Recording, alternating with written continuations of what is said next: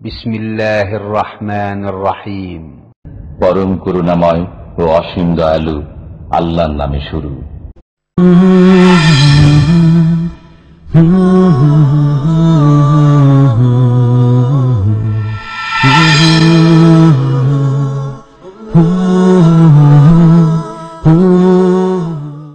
ومن أحسن قولا ممن دعا إلى الله وعمل صالحا وقال إنني من المسلمين. السلام عليكم ورحمة الله وبركاته.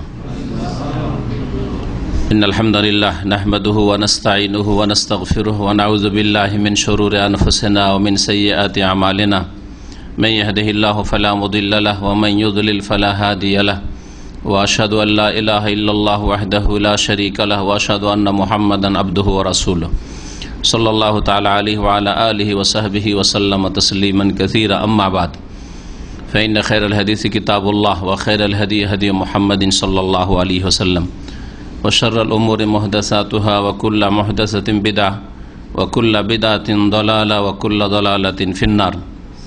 أعوذ بالله من الشيطان الرجيم. واتل عليهم نبأ ابني آدم بالحق إذ قربا قربانا فتقبل من أحدهما ولم يتقبل من الآخر قال لأقتلنك قال إنما يتقبل الله من المتقين. সম্মানিত শ্রোতামণ্ডলী, আল্লাহ পাক রব্বুল আলামিনের যাবতীয় প্রশংসা সুন্নতি খুতবায় পেশ করেছি, আর তার সাথে সাথে রাসূলুল্লাহ সাল্লাল্লাহু আলাইহি সাল্লামের ওপর সালাতু সালাম পেশ করেছি। আর তারপরে এই মাহে রমজান মুবারকের পরে শাওয়াল মাসের আজকে 14 তারিখ 1436 হিজরি মাহে রমজান পার করলাম। এতে বিশেষ কিছু ইবাদত বন্দেগী আল্লাহ পাক যাকে তৌফিক দেন আমাদের মধ্য থেকে, তারা শেষ ইবাদত বন্দেগী করতে সক্ষম হলেন। এর ওপর আল্লাহ পাকের শুকরিয়া আদায় করা উচিত, আল্লাহ পাকের প্রশংসা করা উচিত যে আল্লাহ পাক আমাদের মতো যেসব দিনী ভাইদেরকে, মুসলিম ভাইদেরকে তৌফিক দান করেছেন ভালো কাজের। বলুন আলহামদুলিল্লাহ। এই আল্লাহ পাকেরই তৌফিক। যদি আল্লাহ পাক রব্বুল আলামিন এই তৌফিক না দিতেন, শক্তি সামর্থ্য না দিতেন, ইমানি শক্তি, শারীরিক শক্তি আর যেসব ইবাদত বন্দেগীর জন্য প্রয়োজন সেসব না দিতেন, তাহলে তা কখনো হয়তো সম্ভব হইত না। আর যেসব ভাই বোনেরা এখনও গাফিলতিতে অবহেলায় রয়েছেন, বিভিন্ন গুনহায় জড়িয়ে রয়েছেন, এখনও সংশোধন করেননি, ফরজ ওয়াজিব কমপক্ষে আদায় করা অভ্যাস হয়নি, হারাম কাবিরা নাজায়েজ থেকে বেঁচে থাকার অভ্যাস হয়নি, তাদেরকে আবার দাওয়াত দিচ্ছি যে এখনও তওবার দরজা খোলা আছে। তওবার সময় শুধু মাহে রমজান নয়, তওবার সময় শুধু আরাফার দিন নয়, তওবা কোনো স্থান বা কালের সাথে সীমিত নয়। যতক্ষণ পর্যন্ত মানুষের হায়াত আছে, যতক্ষণ পর্যন্ত এই পৃথিবী আছে, ততদিন পর্যন্ত আমাদের কাছে আল্লাহ রাব্বুল আলামিনের তরফ থেকে তওবার দরজা খোলা আছে। এছাড়া অনেক ইবাদত বন্দেগী রয়েছে মুসলিম জীবনে যা সব সময়ের জন্য, রমজানের সাথে সীমিত নয়। যেমন নিজের তৌহিদকে ঠিক রাখা, শিরক মুক্ত আল্লাহ পাকের একত্ব তৌহিদ প্রতিষ্ঠা করা, 5 ওয়াক্ত সালাত আদায় করা, মা বোনদের হিজাব পর্দা করা, এইভাবে বহু ইবাদত বন্দেগী রয়েছে আল্লাহ পাকের হকের ক্ষেত্রে আর রাসূলুল্লাহ সাল্লাল্লাহু আলাইহি সাল্লামের হকের ক্ষেত্রে, আল্লাহর বান্দাদের মানুষের হকের ক্ষেত্রে অনেক ইবাদত বন্দেগী রয়েছে, করণীয় রয়েছে, যেগুলির সম্পর্ক রমজানের সাথেও নয়, আর রোজার সাথে সিয়ামের সাথেও নয়, আর কোনো স্থানের সাথে, মক্কার সাথেও নয়, আর মদিনার সাথেও নয়। তো এইসব ইবাদত বন্দেগী যে আমরা মুসলিম জীবনে করি বা করেছি, করছি, এগুলি আমাদের কবুল হচ্ছে কিনা, এটা হচ্ছে দেখার বিষয়। আর এটা অত্যন্ত গুরুত্বপূর্ণ বিষয়। আর আপনার অবস্থাটা কেমন হইলে আপনার ইবাদতবন্দি কবুল হবে? সকলেরই কি ইবাদতবন্দি কবুল হয়? আপনি কি মনে করছেন যে যারাই রোজা রেখেছে তাদের রোজা কবুল হয়েছে? যারাই সালাত আদায় করেছে, নামাজ পড়েছে, তাদের সালাত নামাজ কবুল হয়েছে? যারাই তারাই পড়েছে তাদের তারাবি কবুল হয়েছে? যারাই এই রকমের নেক আমলগুলি করেছে তাদের কবুল হয়েছে আর কবুল হচ্ছে না? কখনো নাই। কবুল হওয়ার বিষয়টি অত্যন্ত গুরুত্বপূর্ণ, ওই রকমই গুরুত্বপূর্ণ বা ওর চাইতে বেশি গুরুত্বপূর্ণ, কারণ এটা দুনিয়ার বিষয়, যে বিষয়ের সাথে আমি তুলনা করতে চাইছি। কাজকর্ম করলেন, ডিউটি করলেন, মেহনত করলেন, কারো চাকর খাটলেন, চাকরি করলেন, বেতন পেলেন না। কেন পেলেন না? তার যুক্তিসঙ্গত যদি কারণ থাকে তাহলে যে আপনাকে বেতন দিল না সে অপরাধী নয়, সে অপরাধী নয়। ঠিক তেমনি ইবাদত বন্দেগী করলেন কিন্তু তার পারিশ্রমিক পেলেন না, তার প্রতিদান পেলেন না, আর তার পিছনে যদি যুক্তি থাকে তাহলে আমানা বিযাল্লামিল লিল আবিদ, আল্লাহ পাক ইরশাদ করেছেন যে আমি বান্দার উপর জুলম করি না। আল্লাহ পাক জুলম করেন না। ওয়ামাল্লাহু ইউরিদু যুলমান লিল ইবাদ, আল্লাহ পাক বান্দার জন্য জুলমের ইচ্ছাও করেন না। জুলম করা তো দূরের কথা, জুলমের ইচ্ছাও আল্লাহ রাব্বুল আলামিন করেন না। কবুল হবে কি করে? আয়াত পাঠ করেছে সূরা মায়েদার আয়াত নম্বর 27। এতে কবুল হয় কার ইবাদত বন্দেগী এই বিষয়টিকে তুলে ধরা হয়েছে। মানব জীবনের প্রথম কালে আদম আলাইহিস সালামের দুই ছেলের মাঝে যে ঘটনা ঘটেছিল তাতে এই বিষয়টি তুলে ধরা হয়েছে। আর আজকের থেকে 5000 বছরের বেশি সময় হয়ে গেছে ইব্রাহিম আলাইহিস সালামের জামানা। সেই সময় ইব্রাহিম আলাইহিস সালাম এই কবুল হওয়ার বিষয়টিকে অত্যন্ত গুরুত্বপূর্ণ মনে করি আর বড় গুরুত্ব সহকারে এর জন্য দোয়া করেছেন। আল্লাহ রাব্বুল আলামিন যে বিষয়টি সূরা বাকারা আয়াত নম্বর 127 উল্লেখ করেছেন, তাহলে সূরা মায়েদার আয়াত নম্বর 27 আর সূরা বাকারার 127 নম্বর আয়াত, এই দুটি আয়াত আপনাদের সামনে শুরুতে পেশ করি। আর তারপরে আসল যে বিষয়টি কবুল হওয়ার ক্ষেত্রে সেটা হচ্ছে তাকওয়া, আল্লাহ ভীরুতা, পাপমুক্ত হওয়ার মন মানসিকতা, গুনাহ থেকে বেঁচে থাকার জন্য প্রয়াস চালানো, অন্যায় থেকে, গুনাহ থেকে, পাপ থেকে বেঁচে থাকব এই জন্য বদ্ধপরিকর হওয়া, এ হচ্ছে তাকওয়া। এই তাকওয়া হচ্ছে মূল বিষয় যার ভিত্তিতে ইবাদত বন্দেগী কবুল হয়। এই তাকওয়া সম্পর্কে কিছু কথা আলোচনা করব।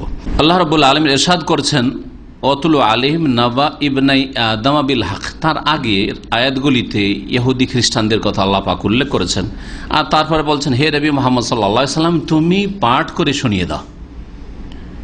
তিলাওয়াত থেকে অতুলু শব্দটি, তুমি পাঠ করে শুনিয়ে দাও আলাইহিম তাদেরকে, অর্থাৎ ইহুদি খ্রিস্টানদেরকে এবং তার সাথে সাথে সকল মানুষকে, কারণ কোরআন কারীম সকল মানুষের জন্য, যদিও প্রেক্ষাপট যেই সময়ে যে ঘটনাটি ঘটেছে বা যা বলা হয়েছে বিশেষ ক্ষেত্রে হোক, কিন্তু কোরআন কারীমের সম্বোধন বা রাসূলুল্লাহ সাল্লাল্লাহু আলাইহি ওয়াসাল্লাম হাদিসের সম্বোধন সকল মানুষের জন্য, তার উম্মতের সকলের জন্য। সে উম্মতে ইজাবাত যারা দাওয়াত কবুল করেছে, মুসলিম হয়েছে, তাদেরও জন্য, আর উম্মতে দাওয়াত যাদের জন্য রাসূলুল্লাহ সাল্লাল্লাহু আলাইহি ওয়াসাল্লামের দাওয়াত এসেছে কিন্তু তারা কবুল করেনি, ইহুদি নাসারা, হিন্দু, বৌদ্ধ, জৈন, খ্রিস্টান ইত্যাদি, এই সব লোকের জন্য।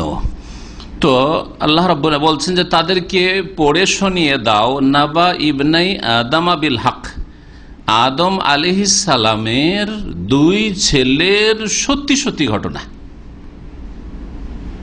বিল হক আল্লাহ বলেছেন, কারণ কেউ বলতে পারে যে আদম আলাইহিস সালামের যুগে কোথায় ইতিহাস লেখা হইতো, আজকে থেকে 1500-2000 বছর আগে চলে যান, ইতিহাস তেমন লেখা হইতো না।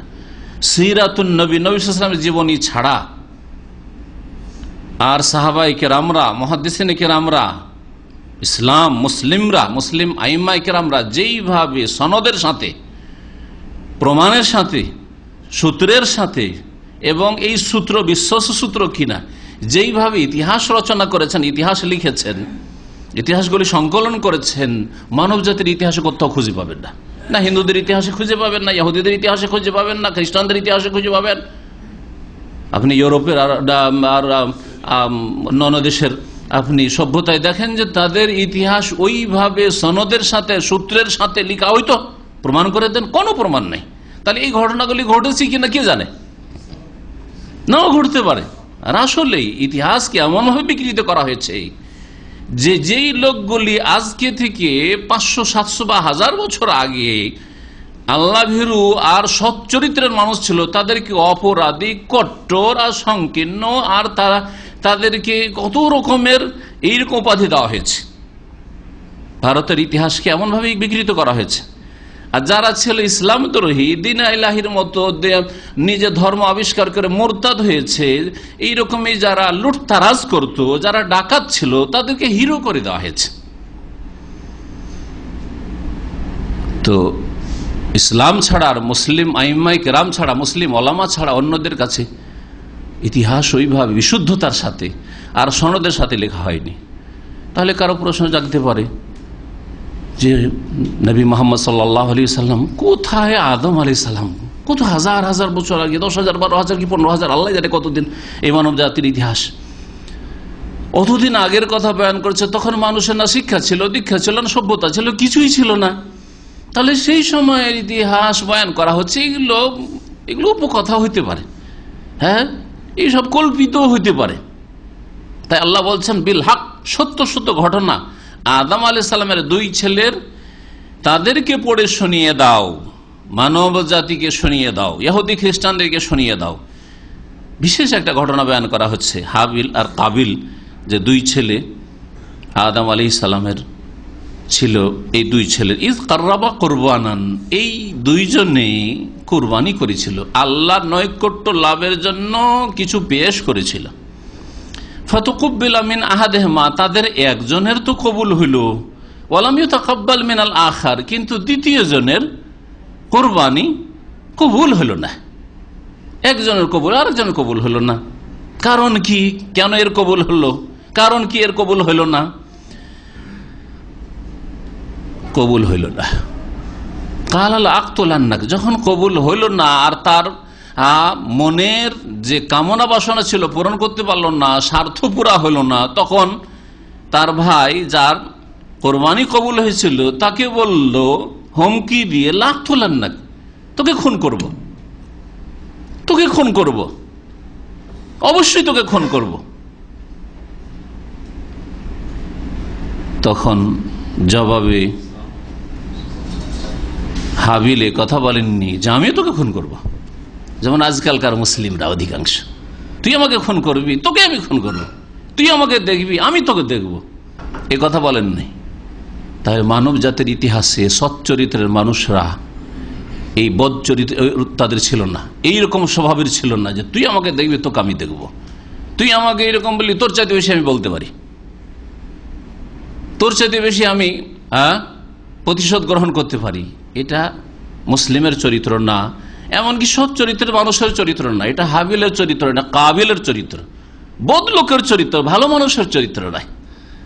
কালা জবাবে বললেন হাবিল যে ইন্নামা ইয়াতাকাব্বালুল্লাহু মিনাল মুত্তাকিন, দেখো তুমিও কুরবানি করলে, আমিও কুরবানি করলাম, তুমি আল্লাহ নৈকট্য লাভের জন্য কিছু করলে, আমিও আল্লাহ নৈকট্য লাভের জন্য কিছু করলাম, তোমার কবুল হলো না, আমার কবুল হলো, এটা আল্লাহ পাকের ইচ্ছা, আল্লাহ জানে, আল্লাহ অন্তর্যামী, যে কি অন্তর নিয়ে তুমি করেছো, কি অন্তর নিয়ে আমি করেছি। ইন্নামা ইয়াতাকাব্বালুল্লাহু মিনাল মুত্তাকিন, আল্লাহ একমাত্র কবুল করেন ওই সব লোকদের পক্ষ থেকে যারা আল্লাহ ভীরু, যারা পাপ মুক্ত থাকতে চায়, যারা মুত্তাকি, যারা পরহেজগার, পরহেজ মানে বেঁচে থাকা, যারা গুনাহ থেকে বেঁচে থাকতে চায়, যারা সৎ জীবনযাপন করতে চায়, এই মন মেজাজ আছে, এই ইমানি অনুপ্রেরণা জজবা আছে, তাদের আল্লাহ কবুল করেন। আর যারা মনে করে যে কখনো ভালো করলাম, কখনো মন্দ করলাম, ভালো কাজও করছি, মন্দ কাজও করছি, আজকাল অধিকাংশ মুসলিমদের অবস্থা এরকম। মৌসুমে যখন মৌসুম আসলো, রমজান অনেক ভালো ভালো কাজ করলো, এমন এমন ভালো কাজ করলো যে নিজেকে মনে হয় ওদের চাইতে পিছিয়ে আছে। প্রথম কাতারে, দ্বিতীয় কাতারে চান্স পাওয়া যায় না রমজান মাসে, তারাবিতে। আগেই ওই সারা বছরে 11 মাসের বেনামাজিরা হাজির।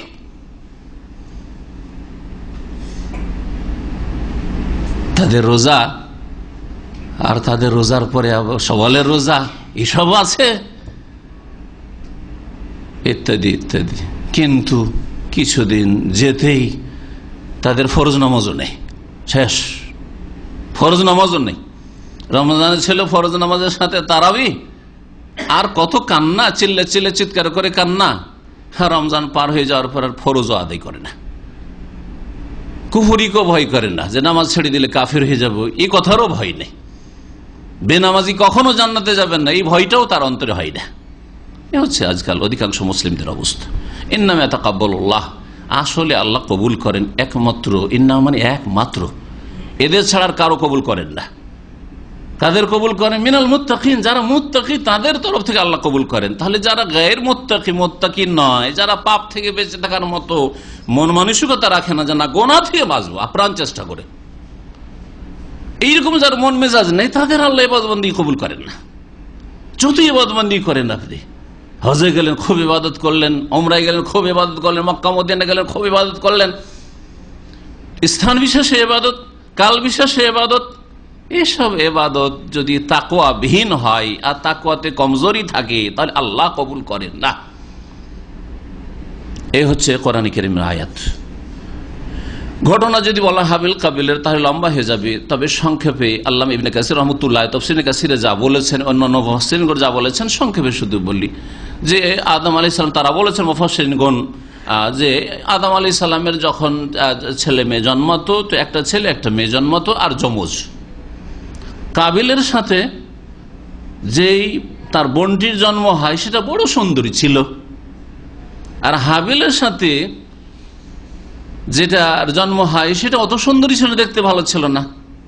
আল্লাহ রাব্বুল আলামিনের শরীয়তের বিধান যে আর তো পৃথিবীতে মানুষ নেই, বোনকে বিয়ে করতে হবে, তবে একসাথে যে গর্ভধারণ করেছে মা, অর্থাৎ যমজ, তোমার সাথে যমজ যে বোনটা জন্মেছে তাকে বিয়ে করতে পারবে না, তাকে বিয়ে করতে পারবে না। এটা ছিল আল্লাহ পাকের বিধান। এই বিধান মোতাবেক হাবিলের ভাগ্যে জুটে কোনটা? কাবিলের সাথে যে সুন্দরী বোনের জন্ম হয়েছে সেটা ভাগ্যে জুটেছে, তাকে বিয়ে করবে। আর কাবিলের ভাগ্যে কোনটা জুটে? হাবিলের সাথে যেটা এমন বোন জন্ম হয়েছে যেটা সুন্দরী নয়, কুৎসিত, কালো বা বিভিন্ন দিক থেকে অত সুন্দরী নয়, ওই বোন জুটেছে ভাগ্যে।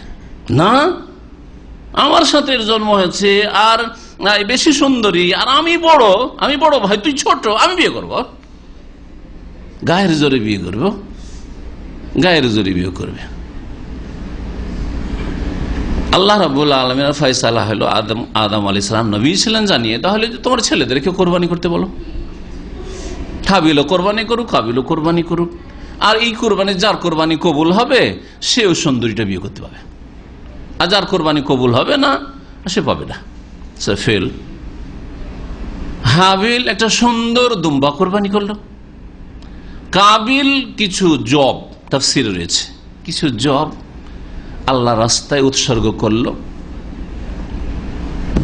কোন পাহাড়ে। তখনকার কোরবানির গোশত খেতে পেত না। আল্লাহ পাক এটাও আল্লাহ রাব্বুল আলামিনের পক্ষ থেকে অনুগ্রহ, রহমত, যে উম্মতে মুসলিমার জন্য কোরবানির গোশত হালাল করেছেন। আজকের যুগে এই ইমানের দুর্বলতার যুগে মুসলিম সমাজের কোরবানির গোশত করে সব দান করে দাও, কোরবানি করতো না, কোরবানি করতো না, ঠিক কিনা? এই জন্য যারা মৃতর নামে কোরবানি করে, মজার কথা শুনলে, মৃতর নামে কোরবানি করে মাসলা জিজ্ঞেস করতে আসে। এক্ষেত্রে এই মাসলাতেই দ্বিমত রয়েছে। অনেক ওলামা বলছেন মৃতর নামে এরকম কোরবানি নেই, জীবিত নামে কোরবানি। তারপরে যারা বলছেন মৃতর নামে কোরবানি, মৃতকে নেকি পৌঁছাবেন নিজে গোস্ত খেয়ে না গরিব মিসকিনকে গোস্ত খাওয়াইয়ে? এটাই শরীয়ত, এটাই যুক্তিযুক্ত। গরিব মিসকিনকে খাওয়াবেন না। যখন বলি আমরা যে ঠিক আছে, অতই যখন শখ যে নবীর নামে কোরবানি করব, বাপের নামে, মৃত বাপের নামে কোরবানি করবো, মৃত মায়ের নামে, দাদা দাদি, নানা নামে কোরবানি করব, তো পুরো গোশতটা করি মিসকিনকে দান করে দাও, তখন মুখে তালা লেগে যায়, আর কথা বলে না, শেষ ওখান থেকেই বিদায়, আর কথা বলেন না। নিজে গোশত খাবে, নিজের ছেলে মেয়েকে গোশত খাবে, আর নাকি পৌঁছাবে দাদা দাদিকে, নানা নাকি। এই হলো তাকওয়া। কত আল্লাহ ভীরুতা দেখেন। আর এই যদি তাকওয়ার দশা হয় তাহলে কি করেই কবুল হবে বলেন। কোরবানি কবুল হয়ে গেল, হাবিলের সুন্দর দুম্বা জবাই করেছে আল্লাহর রাস্তায়, আগুন এসে জ্বালিয়ে দিত, পাহাড়ে নিয়ে গিয়ে বা মাঠে খোলা জায়গায় নির্জনে কোরবানি করে দিল। হ্যাঁ, জবাই করা হোক অথবা উৎসর্গ করবে আল্লাহর সন্তুষ্টির জন্য, নিয়ে গিয়ে রাখল। তো আগুন আসলে আসার পরে হাবিলের কোরবানিটা জ্বালিয়ে দিল, কবুল হয়ে গেল, আর কাবিলেরটা রিজেক্ট হয়ে গেল, কবুল হলো না। যখন কবুল হলো না, হিংসা এই কাবিলের কয়েকটি অপরাধ, হিংসার অপরাধ। আজকে হিংসা মুসলিম সমাজে কাফেরদের চাইতে বেশি, আর মুসলিম সমাজের মধ্যে আবার মৌলভী হুজুর সমাজে, আলেম সমাজে সবচেয়ে বেশি। বিদাতি সমাজ, বিদাতি মৌলভী সমাজ আর সুন্নতের অনুসারী মৌলভী সমাজ, যারা সহি আকিদা করে, দুটো যদি তুলনা করে দেখেন তো বিদাতি মৌলভী হুজুরদের চাইতে সহি আকিদার আলেমদের মধ্যে হিংসা বেশি। আর কাবিল প্রথম হিংসা করেছিল, কিভাবে সর্বনাশ হয়েছে দেখেন। তাহলে হিংসার পরিণাম দেখলেন, কিছুই করতে পারবেন না হিংসা করে। যাকে যেখানে আল্লাহ পৌঁছাইতে যেমন ওখানেই পৌঁছাবেন। আল্লাহ যদি ওর পৌঁছান না থাকে তো আপনার উঠে পড়ে যদি উন্নতি করতে লাগে যে ওকে আরো উঠাবো, তাও উঠাইতে পারবেন না। যদি মনে করেন যে আরো উঠিয়ে দেবো, তাও উঠাইতে পারবেন না, আর নামিয়ে দেবো, নামাতে পারবেন না। এটাই তো তকদির। হ্যাঁ, ইমানের 6 নম্বর পিলার, তকদিরে বিশ্বাসও আছে বলছেন, আবার হিংসাও করছেন। আপনি তো কিছু করতে পারবেন না, কারণ তকদিরের প্রতি ইমান আছে। তকদির মানুষ সুপরিমিত করে, আল্লাহ সুপরিমিত করেছেন। আমার রিজিক সুপরিমিত, হ্যাঁ, আপনার টাকা পয়সা সুপরিমিত, আপনার সুস্থতা সুপরিমিত, আল্লাহর পক্ষ থেকে নির্ধারিত, কাদ্দারা ফাহাদা, সুপরিমিত করেছেন আল্লাহ রাব্বুল আলামিন। কাদা আর কাদার তকদিরকে বলা। কাজা মানে চূড়ান্ত ফয়সালা হয়ে গেছে, অতি আর কোন রকমের আপিল হ্যাঁ হবে না, কিছু হবে না, এগুলি তো তকদির। হিংসা আর কি অপরাধ ছিল কাবিলের মধ্যে দেখি আপনারা একটু শরীক হন। হত্যার অপরাধ, সংকীর্ণ মন মানসিকতা। মাশাআল্লাহ, ঠিক আছে, এত সুন্দর কোরবানি করলেন হাবিল, আর কাবিল কোরবানি করছে কি কটা জব। এখলাস অভাব, উদারতায় অভাব, অন্তর বড় করতে হবে। জি, বরকতের মালিক আল্লাহ রাব্বুল আলামিন। আনফিক আলাইক, আল্লাহ পাক বলছেন তুমি খরচ করো, আমি খরচ করব। হাদিসে কুদসি, তুমি খরচ করো। আনফিক ইউনফিকুল্লাহ, নবী সাল্লাল্লাহু আলাইহি ওয়াসাল্লাম বলছেন তুমি খরচ করো, আল্লাহ তোমার উপর খরচ করবেন। তাহলে বখিলি, কৃপণতা, সংকীর্ণতা বর্জনীয়। এটা গুরুত্বপূর্ণ অপরাধ আছে যেদিকে আপনাদের ব্রেন যায় না। আত্মীয়তার সম্পর্ক ছিন্ন করা, আত্মীয়তার সম্পর্ক, কাতিয়াতুর রাহম, যে আত্মীয়তার সম্পর্ক ছিন্ন করে সে জান্নাতে যাবে, নবী করিম সাল্লাল্লাহু আলাইহি ওয়াসাল্লাম বলেছেন। আর খুন করার চাইতে বড় আত্মীয়তার ছিন্নতার কি হইতে পারে? এটা হলো কথা বন্ধ করলেই যদি জাহান্নামের, হ্যাঁ, যদি তার জন্য জাহান্নামের শাস্তি থাকে যে আমি আত্মীয়র সাথে কথা বলবো না, তাহলে আত্মীয়কে যদি কেউ খুন করে, আত্মীয়কেও যদি মারধর করে, আত্মীয় টাকা পয়সা যদি বেইমানি করে, হ্যাঁ, আত্মীয়র উপর জুলুম অত্যাচার করে, মানসিক শারীরিক যদি যন্ত্রণা দেয়, আত্মীয়তার সম্পর্ক ছিন্ন করলো না, থাকতেই দেবো না তোকে দুনিয়াতে। জি, এই সবগুলি অপরাধ ছিল কাবিলের মধ্যে, আর এগুলি অপরাধ প্রাচীন যুগে শুরু হয়েছে। সুতরাং এই অপরাধগুলি যারাই করবে এক ভাগ করে পেতে থাকবে কাবিল। এটি হাদিসে মুসনাদ আহমদে আর সোনানের কিতাবাইতে আছে যে যতক্ষণ কিয়ামত পর্যন্ত হবে একটা করে ভাগ এই খুনের গনহার কে পেতে থাকবে? কাবিল পেতে থাকবে। কেন? লিআন্নাহু আউয়ালু মান সান্নাল কাতলা, কারণ মানব জাতি খুন করতে জানতো না, মানব জাতি খুন করতে জানতো না। মজার কথা, তাফসীর ইবনে কাসির আজকে পড়ছিলাম, তো বলছে যে রাগে থাকতে পারছে না যে তুই বিয়ে করবি, ওইটা আমাকে করতে দিবি না, তো এখন ওকে মারবে, কিন্তু মারতে জানে না। কারণ প্রথম মানুষ তো আদমের দুই ছেলে, তাই না? জীবনে কেমন করে মানুষকে মারে খুন করতে জানে না, তাহলে কি করবে? বলছে যে তার মাথাকে চিপে ধরে, তার হাড়হাড্ডিকে চিপে ধরে, হ্যাঁ, কিন্তু মারবে, খুন করবে কেমন করে জানে না। একে তাড়াতাড়ি কি করে খুন করব পারছে না। আর একটি এর সাথে সাথে শুনে রাখেন কথা, সেটা হচ্ছে যে অনেকে ভাবতে পারেন যে হাবিল হয়তো শারীরিক দিক থেকে দুর্বল ছিল, কমজোর ছিল, আর কাবিল মনে হয় খুব স্ট্রং ছিল, হ্যাঁ, শরীরে গায়ে বেশি শক্তি ছিল, সেজন্য হাবিলকে খুন করেছে। ভাবতে পারেন না স্বাভাবিক, খুন হয়ে গেল, তার মানে দুর্বল ছিল হয়তো। কারণ আজকালকার সাধারণত খুন কারা হয়? দুর্বল না খুন হয়। আর যারা হিরো, হ্যাঁ, যারা মস্তান, তারা খুন করে, খুনি। এইরকম ছিল না। তাফসীরকাররা এই কথাও লিখেছেন যে গায়ে জোর হাবিলের কাবিলের চেয়ে বেশি ছিল, কিন্তু প্রথমেই সে বলল যে দেখো, তুমি জাহান্নামে যাবে বলে আমি জাহান্নামে যাব? আমি চাই যে আমার গোনা তোমার গোনা নিয়ে তুমি জাহান্নামে যাও, আমি যাব না। ইন্নী উরিদু আন তাবুয়া বিইসমি ওয়া ইসমিক ফাতাকুনা মিনাস সাবিন নার। কোরআনের ভাষায় বলছি, আয়াত নম্বর 27-এর পরে আয়াতগুলি রয়েছে, আরো বেশ কিছু লম্বা ঘটনা রয়েছে। আমি চাই যে আমার গোনা তোমার গোনা নিয়ে তুমি জাহান্নামে যাও, কিন্তু আমি জাহান্নামে যাব না। ওয়াযালিকা জাযাউয যালিমিন, আর এটা হচ্ছে জালেমের বদলা, কিন্তু আমি জালেম হব না।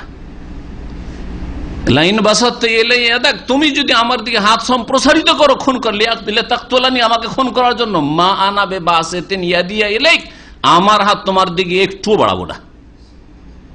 তার মানে এই না যে হাবিল কাপুরুষ ছিলেন অথবা গায়ে জোর কমজোর ছিল, রুগ্ন ছিলেন, দুর্বল ছিলেন, সেই জন্য খুন করেন, এমন কথা নয়। সবসময় মনে রাখবেন। আর এইরকম চরিত্র আমাদের হইতে হবে। হাবিল চরিত্র যদি হন, মজলুম হন, জালেম হওয়ার চাইতে অনেক ভালো। দুনিয়া আপনার খারাপ করতে পারে, আখেরাত খারাপ করবে না, খারাপ করতে পারবে না। কিন্তু যদি আপনি কাবিল চরিত্রের হন, তো দুনিয়া হয়তো কিছুটা ভালো করে নিলেন, আখেরাতকে খারাপ করে দিলেন আপনি। আশা করি আমার কথা বুঝতে পারছেন না? পারছেন না? আপনি কাউকে মেরে দিলেন, তার দুনিয়া খারাপ করলেন, কিছুদিন আর বাঁচতে, একদিন তো মরতে হবে, বাঁচতে দিলেন না।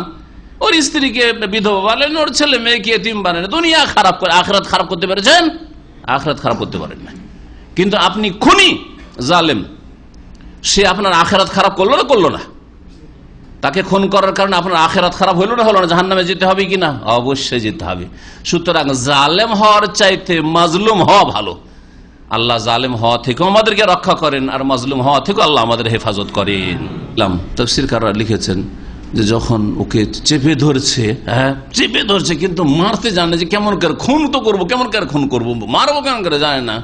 তার ইবলিস শয়তান এসে আসার পরে বলছে, তুই কি করতে যাবো? একে মারতে চায়, কে মারতে চায়, মারতে জানিস না তুই একে ধরে চাপছিস, এই করছিস সেই করছিস, একবার মাথা চাপছিস, একবার গা চাপছিস, এই কি করছিস, তুই চেপে ধরছিস, এই করে মারতে পারিস? এটা পাথর নে ওর মাথায় দে একটা বাড়ি। ইবলিস শয়তান, এই বুড়া শয়তান শিখাচ্ছে, একটা বাড়ি, এই মরে যাবে, একবারে মরে যাবে। পাথর নিল, নিয়ে কাবিল হাবিলকে দিল একবার একটা বাড়ি, সাথে সাথে কাবিল খুন করলো আর হাবিল মারা গেল। এ হচ্ছে ঘটনা।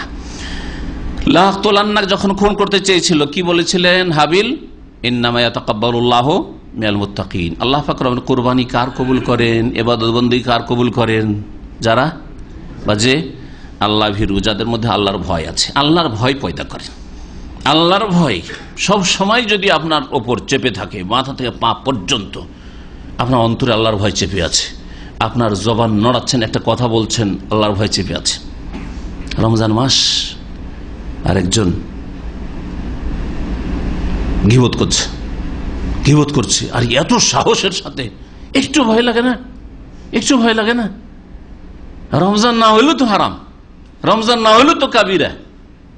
তাহলে এইরকম বিভিন্ন রকমের জুলম অত্যাচার আমাদের অন্তর দিয়ে হচ্ছে, অন্তরের বহু পাপ রয়েছে, কথার দ্বারা হচ্ছে, অঙ্গ প্রত্যঙ্গ দিয়ে যে হচ্ছে। আমাদের যদি মাথা থেকে পা পর্যন্ত সমস্ত অঙ্গ প্রত্যঙ্গের ওপর, অন্তরের ওপর, জবানের ওপর, যতগুলি আমাদের অঙ্গ প্রত্যঙ্গের সবগুলির ওপর যদি তাকওয়া চেপে থাকে, তাকওয়া বিস্তার লাভ করতে পারে। তাকওয়া যদি আমরা তৈরি করতে পারি, তাহলে আমরা গুনাহ থেকে বাঁচতে পারবো। সবসময় আল্লাহর ভয়।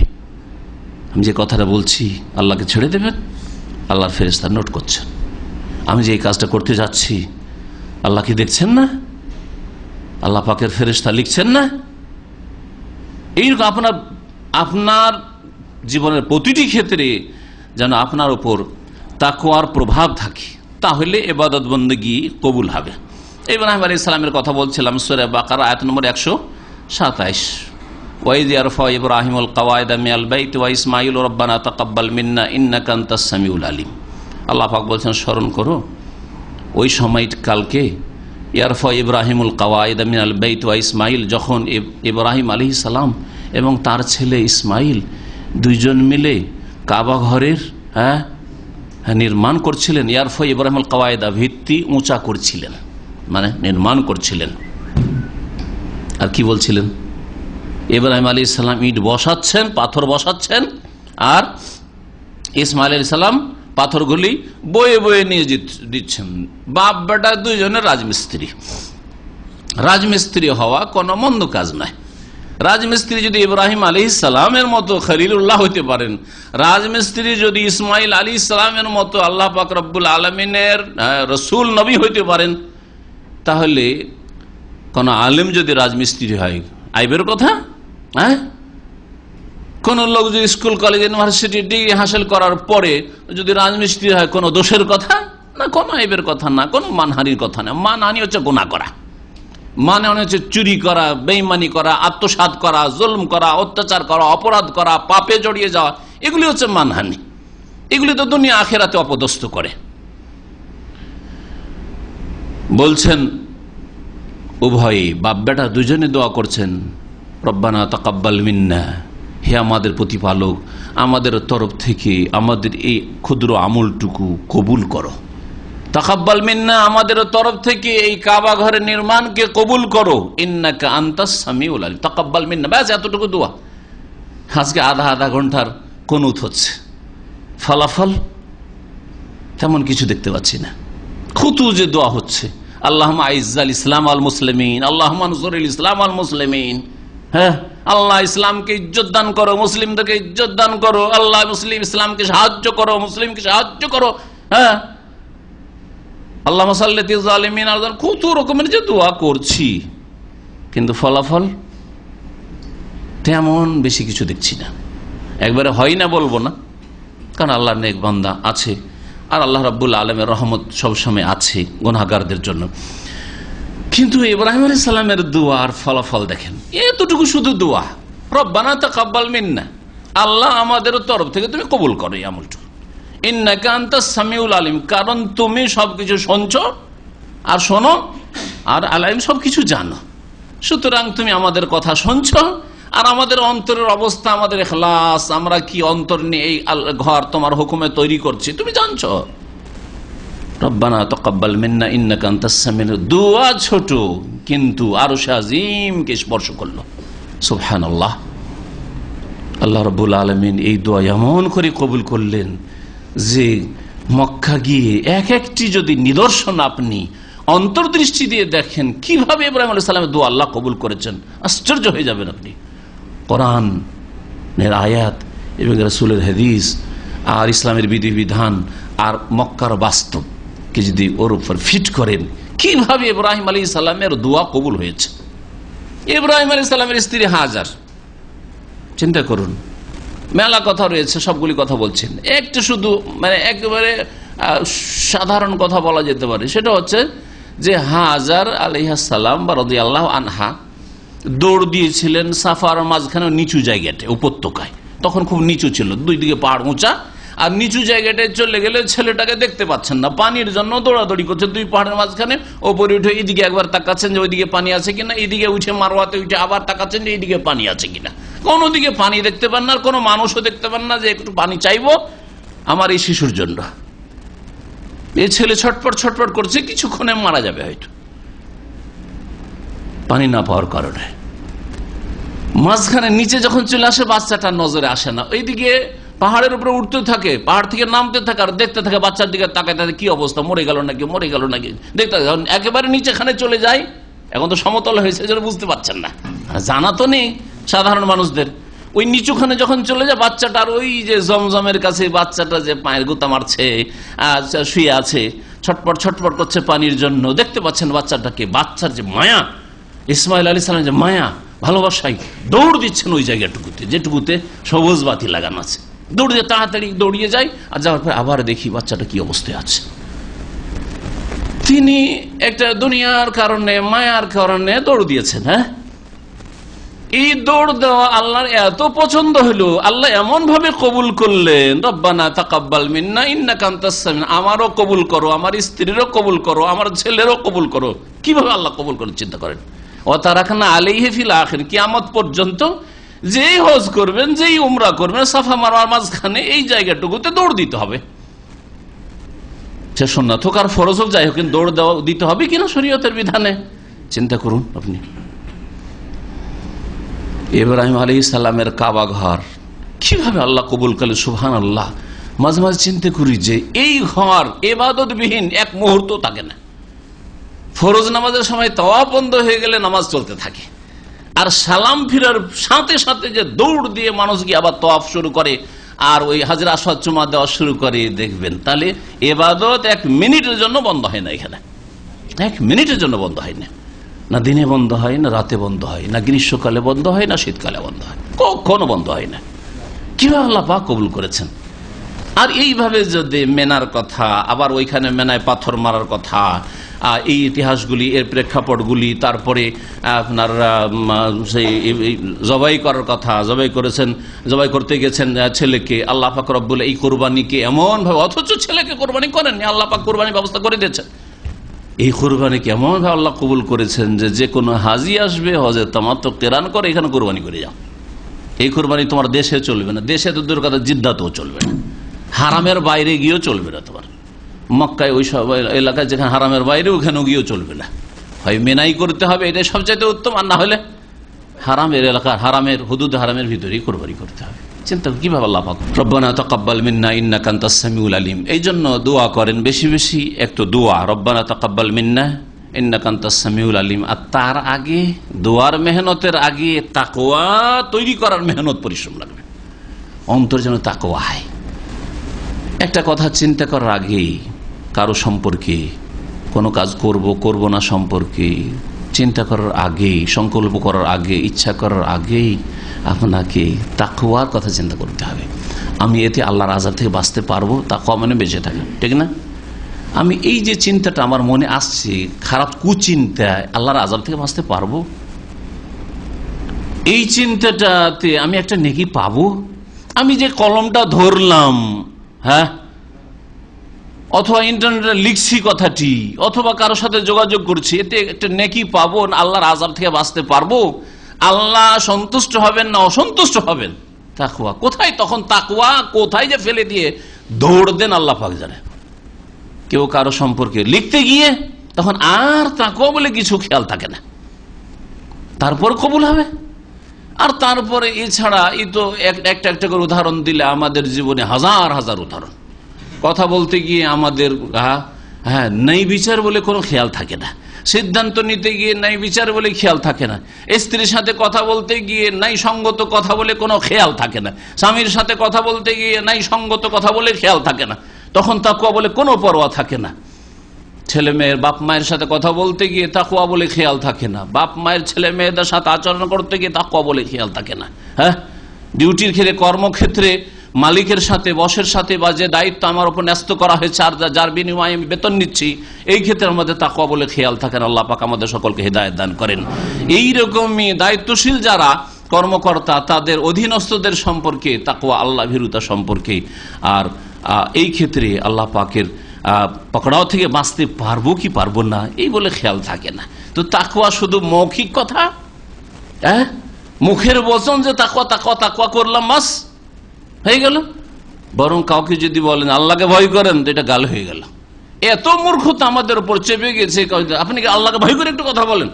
আপনি কি বলেন আমি আল্লাহকে ভয় করি না? আরে মেজাজ গরম হয়ে যাবে আপনার উপর যদি বলেন ইত্তাকিল্লাহ, অথবা আল্লাহকে ভয় করেন আপনি, তার মানে তুমি বেশি ভয় করো, আমি ভয় করি না, না? হ্যাঁ, মানহানি আপনার হয়ে গেল। তাকওয়া কাকে বলে? তাহলে যখন আমল কবুল হওয়ার বিষয়টি অত্যন্ত গুরুত্বপূর্ণ, আর আমল কবুল তখনই হবে যখন আমাদের অন্তরে তাকওয়া আমরা তৈরি করতে পারবো। আর অন্তরের তাকওয়ার বহিঃপ্রকাশ ঘটবে আমাদের কথার ওপর, কাজের ওপর, অঙ্গ প্রত্যঙ্গের উপর, মাথা থেকে পা পর্যন্ত অন্তরে যে আল্লাহ ভীরুতা আছে, তাকওয়া আছে, এর বহিঃপ্রকাশ ঘটবে। এজন্য আমার একটি আলোচনা আছে অনেক পুরাতন, তাকওয়ার বহিঃপ্রকাশ। তাকওয়া আপনার জীবনে কি করে প্রতিফলিত হবে, কিভাবে ফুটে উঠবে যে তাকওয়া আছে আপনার মধ্যে। আলী ইবনে আবি তালেব রাদিয়াল্লাহু তাআলা আনহুকে জিজ্ঞেস করা হয় তাকওয়া সম্পর্কে। তাকওয়া সম্পর্কে তিনি 4টি কথা বলেছিলেন। তাকওয়ার শাব্দিক অর্থ বললাম, বেঁচে থাকা, তাকওয়া মানে বেঁচে থাকা। তাহলে বেঁচে থাকবেন আল্লাহর অসন্তুষ্টির কাজ থেকে। ফরজ ওয়াজিব আদায় করলে আল্লাহ সন্তুষ্ট হবেন, অসন্তুষ্ট হবেন না। হারাম নাজায়েজ কাজ করলে আল্লাহ অসন্তুষ্ট হবেন, সুতরাং হারাম নাজায়েজ কাজ থেকে বেঁচে থাকবেন, আল্লাহ সন্তুষ্ট হবেন। তাকওয়া বেঁচে থাকা, যখন তাকওয়া মানে বেঁচে থাকা, তাহলে আল্লাহ পাকের দুনিয়া আখিরাতের যে কোনো পাকড়াও থেকে, আযাব থেকে, শাস্তি থেকে, ধাক্কা থেকে বেঁচে থাকার জন্য আপ্রাণ চেষ্টা করা। দুনিয়ার ক্ষেত্রে আমরা ভয় করি না যে এই অন্যায়টা যদি করি তো আল্লাহ একটা দুর্ঘটনায় আমাকে লিপ্ত করতে পারেন, একটা বালা মুসিবত আমার উপর আসতে পারে, আমার পরিবারের বালা মুসিবত আসতে পারে। আমি যদি একটা মেয়েকে নিয়ে ছিনিমিনি খেলা করি, একটা মহিলার সাথে বা মেয়ের সাথে খারাপ সম্পর্ক করি, তো কালকে আমার স্ত্রী খারাপ হইতে পারে, আমার মেয়ে খারাপ হইতে পারে, আমার মেয়ে হয়েছে অথবা হবে আমার ঘরে, আমার বোন খারাপ হইতে পারে, কলঙ্ক হইতে পারে। দুনিয়ার আযাব বলেও ভয় লাগে না। তাকওয়া মানে বেঁচে থাকা, আল্লাহর আযাব থেকে বেঁচে থাকা। দুনিয়ার আযাব বলে যদি ভয় না লাগে, অথচ এগুলো নগদ নগদ আযাব, তাহলে আখিরাতের আযাব যেটা পর্দার আড়ালে রয়েছে, ঈমান বিল গায়ব, না দেখে বিশ্বাসের বিষয়, সেখানে আল্লাহর আযাব, জাহান্নামের আযাব থেকে বেঁচে থাকা আর জন্য সবসময় চিন্তাশীল হওয়া, কবরের আযাব থেকে বেঁচে থাকার জন্য সবসময় চিন্তাশীল হওয়া, এগুলি কি করে আমাদের মধ্যে পয়দা হবে? এখনই একটা অন্যায় করে যাব আর আল্লাহ নাকের রাস্তা এক্ষুনি আল্লাহ ধরে নিতে পারেন। হোঁচট খেয়ে পড়লাম আর গাড়িওয়ালা গাড়ি নিয়ে আসছে, ও ভাবতে পারেনি যে এই লোকটি পড়ে যাবে, ও ভাবছে যে দাঁড়িয়ে আছে, আমি গাড়িটা চালিয়ে চলে যাই। এটা কি হইতে পারে না? হতে পারে না। সুবহানাল্লাহ। এইভাবে আমাদেরকে সূক্ষ্ম সূক্ষ্ম চিন্তা করতে হবে যে আমি এক্ষুনি একটা অন্যায় কথা বললাম বা অন্যায় কাজ করলাম, গুনহার পদক্ষেপ নিলাম বা গুনহার নিয়ত করলাম, সঙ্গে গুনাহ করবই, আর সাথে সাথে আল্লাহ পকড়াও করলেন। আল্লাহ ধরছেন না বলে ভয় করছেন না? যখন ধরবেন তারপরে আপনি সংশোধন করবেন, নাকি আপনাকে অগ্রিম সংশোধন করতে হবে? আল্লাহর আযাব থেকে বেঁচে থাকা তাকওয়া, আল্লাহর অসন্তুষ্টির কাজ থেকে বেঁচে থাকা তাকওয়া। দুনিয়া আখিরাতের আযাব থেকে বেঁচে থাকার চেষ্টা করুন আর আল্লাহ পাকের অসন্তুষ্টির কাজ থেকে বেঁচে থাকার চেষ্টা করুন। তাকওয়া সম্পর্কে আলী বিন আবি তালিব রাদিয়াল্লাহু তাআলা যা বলেছেন বলি, তিনি বলছেন আত-তাকওয়া হিয়া আল খাউফু মিনাল জালিল। আল জালিল আল্লাহর একটি নাম, আল্লাহকে ভয় করা, আল্লাহর ভয় সবসময় থাকা। তাহলে গুনাহ থেকে শুধু বেঁচে থাকলে হয় না, এটি অত্যন্ত গুরুত্বপূর্ণ বিষয়। গুনাহ থেকে বেঁচে থাকলে হয় না, বরং আল্লাহর ভয় গুনাহ থেকে বাঁচতে হবে। আজকাল মুসলিম সমাজে মাঝে মধ্যে আমাদের আলেম সমাজের সাথে আলোচনা হয়, সুবহানাল্লাহ, আমাদের মুসলিম সমাজ আজকাল বর্তমানে অনেক গুনাহ থেকে বাঁচে। আমাদের দেশে বেশ কিছু সামাজিক অপরাধ আছে না নেই? সামাজিক অপরাধ, নামাজ না পড়লে সামাজিক অপরাধ নাই, কোনো ফ্যাক্টর না। আল্লাহ কি করবে না করবে এটা পরের বিষয়, কিন্তু গ্রামের লোক তো কোনো দোষ চাপাবে না যে এই লোকটা দোষী, বলবে, কিন্তু চুরি করলে দোষী, জুয়া খেললে, মদ খেলে, তারপরে যদি কারো মেয়ে বের করে নিয়ে চলে আসে, ব্যভিচারে লিপ্ত হয়, দোষী কিনা, ডাকাতি করলে ইত্যাদি, এগুলো সামাজিক অপরাধ। তো আমাদের মুসলিম সমাজের সিংহভাগ যারা গুনাহ থেকে বেঁচে আছে, এক তো গুনাহ থেকে বেঁচে নেই, এদের দল ভারী, আর অল্প কিছু লোক গুনাহ থেকে বেঁচে আছে, তাদেরকে দুই ভাগে ভাগ করেন। তাদের সিংহভাগ, তাদের অধিকাংশই, তাদের মেজরিটি হচ্ছে যে সমাজের ভয়ে সমাজ বিরোধী পাপ করে না, সমাজে যেগুলি অপরাধ মনে করা হয় সেই পাপগুলি করে না।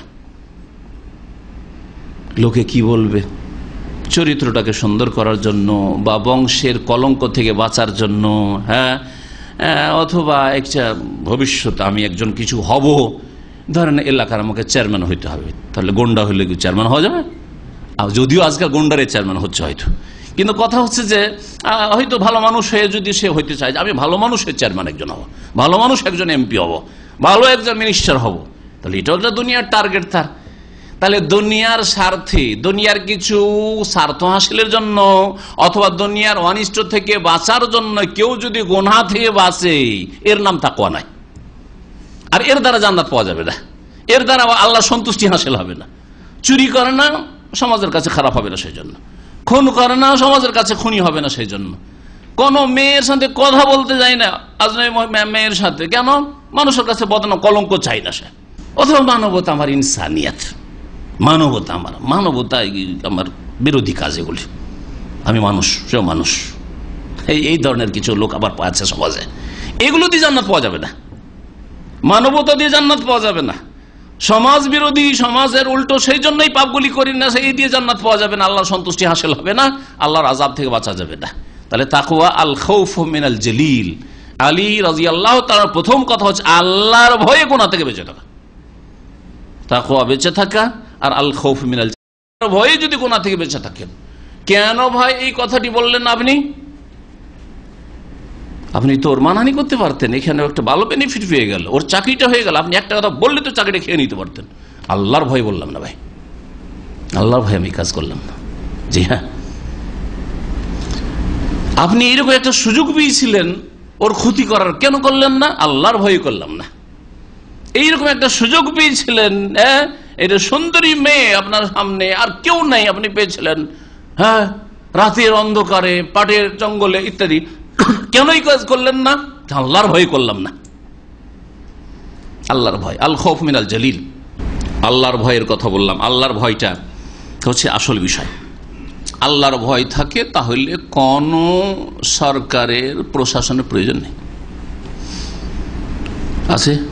থানার প্রয়োজন আছে, পুলিশের প্রয়োজন আছে, হ্যাঁ, ডিসির প্রয়োজন আছে, ডিএম এর কোনো প্রয়োজন নেই, এই দফতরটারই প্রয়োজন নেই, হোম মিনিস্ট্রির প্রয়োজনই নেই। সবাই যদি নিজের মহাসেবা করে, আমি কারো ক্ষতি লা দারারা ওয়ালা দারারা, আমি ক্ষতি কারো করব না, আমি নিজের ক্ষতি চাই না। ইসলামের মূলনীতি, নবী সাল্লাল্লাহু আলাইহি ওয়াসাল্লামের একটি হাদিস বল, লা দারারা ওয়ালা দারারা, আমি কারো ক্ষতি করব না, আর আমি আমার নিজেরও ক্ষতি চাই না। আমার কেউ ক্ষতি করিও না, আমিও কারো ক্ষতি করব না, কিন্তু আমার ক্ষতি করলে আমি করে দেবো না, আইন হাতে নেওয়া চলবে না। আল্লাহর ভয় যদি থাকে তো মানুষ গুনাহ থেকে বাঁচতে পারে। ওয়াল আমাল বিত তানজিল, আর 2 নম্বর তাকওয়া হচ্ছে, তাকওয়ার দ্বিতীয় দিক হচ্ছে যে আল্লাহর নাজিলকৃত বিধান মোতাবেক আমল করা। আল্লাহ কোরআনে কারীম নাজিল করেছেন, রাসূলের হাদিস, 2 ওহী নাজিল করেছেন। কোরআন এবং সুন্নাহর বাস্তবায়ন করা, জীবনের প্রতিটি ক্ষেত্রে কোরআন হাদিসের আমল করেন, এটা হচ্ছে তাকওয়া। 3 নম্বর হচ্ছে ওয়াল কানাআতু বিল কালিল, অল্প পেয়ে পরিতুষ্টি, অল্পতে সন্তুষ্ট থাকা। এই ভাই, আজকাল মানুষ একটা ক্লিনারও 5,000 ইনকাম করে, আমার 1,000 বেতন, আউট কোনো ইনকাম নেই, সবসময় মন মরা, হ্যাঁ, সবসময় মন মরা, সবসময় ওপর দিকে তাকাচ্ছেন, আমার চেয়ে বেশি কে ইনকাম করে ওই দিকে তাকাচ্ছেন, নিজের দিকে তাকাতে চান না। আমার বেতন নাই, চাকরি নাই, এই কথা নিয়ে শুধু পেরেশান আছেন, কিন্তু কারো শরীর নাই, স্বাস্থ্য নাই, ওদিকে চিন্তা করছেন না, ওদিকে নজর যাচ্ছে না, নিচের দিকে নজর যাচ্ছেন না, ওপর দিকে শুধু তাকাচ্ছেন, ওপর দিকে তাকাচ্ছেন। ওয়াল কানাআতু বিল কালিল, অন্তরকে যদি সন্তুষ্ট করতে পারেন অল্পতে, এটি হচ্ছে তাকওয়া। তাহলে মনের শান্তি হবে, তাতে আল্লাহর ইবাদত বন্দেগী আপনি ইখলাসের সাথে করবেন। কখন আল্লাহ রাব্বুল আলামিনের কাছে এই অন্তর অভিযোগ থাকবে না। অনেক সময় মুখে ফুটে অভিযোগ করে না, কিন্তু অন্তর অভিযোগ আছে যে আল্লাহ তুমি আমাকে এরকম করেছ, নিঃসন্তান করেছ, আল্লাহ তুমি আমাকে এই মোদির বস দিয়ে এত পেরেশান করেছ, আমাকে এত পেরেশান করছে, আল্লাহ আমার ভাগ্যে এটা জুটিয়েছ, আল্লাহ আমার ভাগ্যে এই 300-350 টাকা বেতন, আল্লাহ। অভিযোগ আপনার মনে আছে, কানাত নেই, পরিতৃপ্তি নেই আপনার অন্তরে, তাকওয়া নেই আপনার মধ্যে, সুতরাং ইখলাসের সাথে আল্লাহর ইবাদত বন্দেগী করতে পারবেন না। কিন্তু যদি আপনি দেখেন আল্লাহ তুমি আমাকে চোখের নিয়ামত দিয়েছ, এর শুকরিয়া আদায় কি করবো আল্লাহ, এই নামাজ দিয়ে শুকরিয়া আদায় হবে? হবে না। বিক্রি করবেন আপনার চোখটা 1 কোটি টাকায়? কখনো বিক্রি করবেন না আপনি। আপনার হার্টটা বিক্রি করবেন আপনি? আপনার কিডনি দুটো বিক্রি করবেন আপনি? কখনো করবেন না আপনি। কোন কোন নিয়ামত কি তুমি অস্বীকার করবে? ভাবে ইয়া আলাই রব্বিকুমা তুকাজ্জিবান। সুতরাং যখন এইভাবে আপনি চিন্তা করবেন তো অল্পতে আপনি সন্তুষ্ট হইতে পারবেন। ওয়াল কানাআতু বিল কালিল। 4 নম্বরে ওয়াল ইস্তিদাদু লিয়াউমির রাহিল, আর যেই দিন প্রস্থান করতে হবে, ডিপারচার হবে দুনিয়া থেকে, বিদায় নেবেন দুনিয়া থেকে, আখিরাতে পাড়ি দেবেন, সেই দিনের জন্য প্রস্তুতি নেওয়া, এটা হচ্ছে তাকওয়া। আল্লাহকে খুব ভয় করি ভাই, কিন্তু আখিরাতের জন্য কোনো প্রস্তুতি নেই। খুব আল্লাহকে ভয় করেন, কিন্তু নামাজ জামাতে যেতে ভারী লাগে আপনাকে। আল্লাহকে খুব ভয় করেন, কিন্তু আপনাকে যদি না উঠায় জাগায় আপনার স্ত্রী, আপনি ফজরে যাবেন না। আরে আপনার স্ত্রীকে কেন আপনি উঠান না? যদি একদিন আপনাকে উঠায় আর একদিন আপনার উচিত হবে তাকে উঠানো, আর আশা করে বসে আছেন আমার স্ত্রী সাহেবা তো আছে, আমাকে তো জাগাবে, আর না জাগাইলো নাই জাগাইলো দুজনে একসাথে পড়ে নিলাম। সুবহানাল্লাহ, দুনিয়ার ক্ষেত্রে তো আপনি মাশাআল্লাহ সজাগ, আর কোথায় যেতে হবে আর কতটায় যেতে হবে অ্যালার্ম লাগিয়ে আর সাথী বন্ধুদের বলে সাহারি ছুটেছে, কারণ পেটের দানার বিষয়। 250 গ্রাম খাওয়া, হ্যাঁ, এই যদি না হয় তাহলে সারাদিন রোজা রাখা মুশকিল হয়ে যাবে। সাহারি ছুটেনি, আপনারও আপনার স্ত্রী সাহারি ছুটেনি, কিন্তু ফজর নামাজ কেন ছুটছে? সাহারিটা তো ফজরের আগে খেতে হয়, সাহারি খাওয়ার জন্য আরো 1 ঘন্টা ঘুম খারাপ করতে হয়েছে আপনার, তারপরও সাহারি ছুটেননি। কিন্তু আপনার ফজর কি করে ছুটে যাচ্ছে আরো 1 ঘন্টা পরে, আরো 1 ঘন্টা বেশি পেলেন তারপরেও? প্রস্তুতি আখিরাতের জন্য। কেউ কেউ তাকওয়ার ব্যাখ্যা করতে গিয়ে বা সংজ্ঞা করতে গিয়ে বলেছে আত্তাকওয়া আনতাজআলা বাইনাকা ওয়া বাইনা আযাবিল্লাহি বিকায়া। তাকওয়া মানে বেঁচে থাকা। আর তারা সংজ্ঞা করতে বলেছে তাকওয়া হচ্ছে যে তোমার মাঝে এবং আল্লাহ পাকের আযাবের মাঝে তুমি একটা বাঁচার জন্য প্রতিরক্ষার ব্যবস্থা করবে, আযাব প্রাচীর তৈরি করো, এই হচ্ছে তাকওয়া। আযাব যাতে করে আমার দিকে না আসতে পারে, আর সেটা হচ্ছে সলেহাত, নেক আমল, গুনাহ থেকে বেঁচে থাকা আর নেক আমলগুলি করা। তাকওয়া আমরা খুব শুনি আর শুনছিও আর বলছিও, কিন্তু বুঝি কম। ওলামারা বলছেন যে তাকওয়া সম্পর্কে শুনিও খুব, বক্তাদের কাছেও শুনি, কতটুকু তাকওয়া আছে আল্লাহ ভালো জানে। আল্লাহ মাগফিরলি মা লা ইয়ালামুন ওয়াজআলনি খায়রাম মিম্মা ইয়াযুন্নুন। যারা বলছে তার মধ্যে যে কতটা তাকওয়া আছে এটা আল্লাহ ভালো জানেন আপনাদের চাইতে। আর যেমন শুনছেন তেমন বলছেনও খুব, বলনেওয়ালা বলছেও খুব তাকওয়ার কথা, আর শুননেওয়ালা শুনছেও খুব তাকওয়ার কথা। কিন্তু তাকওয়া কতটা আমরা বুঝছি, অনুধাবন করছি, ও না আকিল হাক্কালিল, বুঝি কম। বলি বেশি, শুনি বেশি, কিন্তু বুঝি কম, আমাদের বোধ শক্তি কম। কোরআনে কারিমে বিভিন্ন ভাষা দিয়ে তাকওয়া 200 বারের বেশি উল্লেখিত হয়েছে। কত তাকওয়া গুরুত্বপূর্ণ বিষয় শুনেন। তাকওয়ার গুরুত্ব বোঝার জন্য এতটাই যথেষ্ট যে কোরআনে 200 বারের বেশি তাকওয়ার কথা উল্লেখ করা হয়েছে বিভিন্ন ভাষায়। আর কখনো নির্দেশ, কখনো উপকারিতা, কখনো ইহকালের ফলাফল, কখনো পরকালের ফলাফল। আর ইনশাআল্লাহ তাআলা আগামী আমার আলোচনা হবে তাকওয়ার ফলাফল সম্পর্কে। 30-এর বেশি তাকওয়ার ফলাফল রয়েছে দুনিয়া এবং আখিরাতে, ইনশাআল্লাহ তাআলা আপনাদের সামনে পেশ করব। আর প্রত্যেকটির পিছনে একটি করে আয়াত, অধিকাংশ ক্ষেত্রে কোরআনের আয়াত রয়েছে, হাদিসও দরকার নেই, আয়াত রয়েছে আর হাদিসের দলিল তো রয়েছে। আল্লাহর ভয় যদি আপনার মধ্যে পয়দা হয়ে যায়, গুনাহ থেকে বেঁচে থাকার মতো যদি মন মানসিকতা পয়দা হয়ে যায়, তো দুনিয়ার বহু উপকারিতা রয়েছে আর আখিরাতের উপকারিতা রয়েছে। তাকওয়া কথায় যখন আলোচনা চলছে, তাহলে বান্দাকে, একজন মুসলিমকে জানতে হবে যে কোনখান থেকে তাকওয়া মানে বেঁচে থাকা। তাহলে বাঁচবেন কি থেকে জানতে হবে না? ডিস্টিনির ব্যবসা করবেন না করবেন না জানতে হবে না? ডিএকশন করবেন কি করবেন না জানতে হবে না? শেয়ার ব্যবসা করবেন কি করবেন না জানতে হবে না? সুদী ব্যাংকে টাকা রাখা যাবে কি যাবে না জানতে হবে না? হ্যাঁ, আমার কাছে এই লোকটা একটা অফিসিয়াল, আমি চাকরি করি বা সরকারি চাকরি করি, আর আমার কাছ থেকে একটা কাজ হাসিলের জন্য আমাকে উপঢৌকন দিচ্ছে, হালাল হবে আমার জন্য কি হবে না জানতে হবে না? আমি একজন শিক্ষক, আর ছাত্র এসে আমাকে পরীক্ষার আগে খারে দিচ্ছে, আমার অন্তরকে নরম করার জন্য একটা গিফট দিচ্ছে, আর সাদরে গ্রহণ করলাম, আমার জন্য হালাল না হালাল না জানতে হবে না? তাহলে জানতে হবে, জানতে হবে। এই কথাটি আমার জন্য বলা যাবে কি যাবে না জানতে হবে না?